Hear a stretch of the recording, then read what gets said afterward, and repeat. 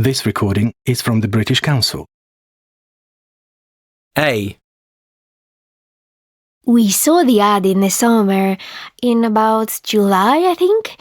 But we weren't really serious about moving then, so we didn't even go and see it. It wasn't until November when they re-advertised it that we got in touch with the agency and had a look. They'd put the price down since the summer too, I suppose because it had been empty so long, so that made it more affordable for us, which helped us make up our minds. It was perfect. A bigger garden for the kids and enough space for an office. In winter, it was lovely, very cozy in fact, which is important to me as I really feel the cold, whereas my husband will open a window when it's minus temperatures outside. Anyway, in July, when summer really started and we had that heat wave, we understood why no one had wanted to rent it over summer. It was boiling.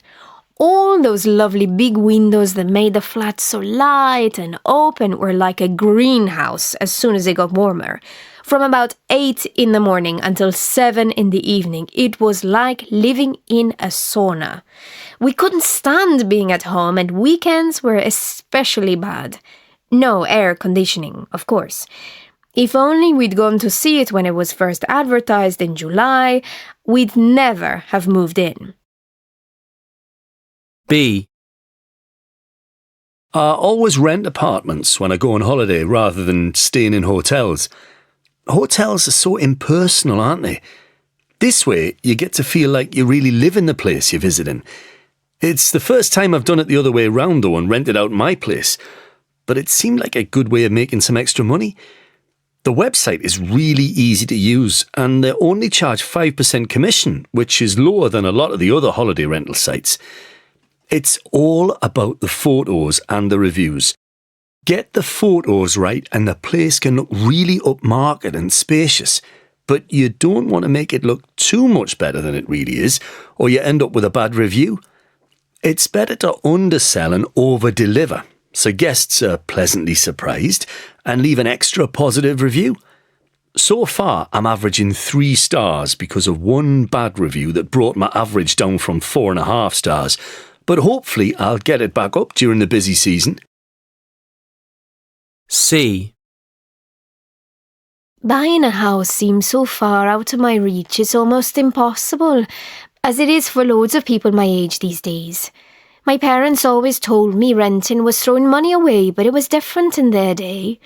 Then people could afford to buy a house on a normal salary, but nowadays house prices are so high and no bank will look at you unless you've got a huge deposit. The problem with my dream of buying is that it's never going to come true, not unless my parents help me out. But I got 2 sisters and we're all in the same position. At least they've both got good jobs. Not good enough to buy a house, but at least they can afford to rent places of their own in nice areas. I just don't earn enough to rent around here. Even if I get promoted to manager, it'll be tough to find somewhere unless I share, and call me fussy, but there aren't that many people I want to share a bathroom and kitchen with. Some days I think I'll be stuck living with my parents forever. Even renting is like a dream to me. D. At first our landlord was really helpful. Couldn't do enough for us. You hear stories of nightmare landlords and we felt like we were really lucky. Or so we thought anyway. He redecorated the whole place from top to bottom and let us keep all the bills in his name so we didn't have the bother of contacting all the companies ourselves. He even offered to come round and do the gardening as he knew we both worked long hours and might not have time. That's where the problems started, now I look back.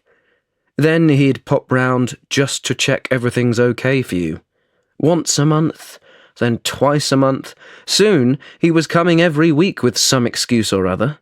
In the beginning we'd invite him in for tea, but it was only encouraging him, so when we realised, we'd try to have the conversation on the doorstep instead. It got so bad we pretended to be on our way out if we saw him coming up the path. We'd grab our coats and walk round the block until he'd gone. I don't know if he was just lonely or just didn't trust us not to ruin his precious house.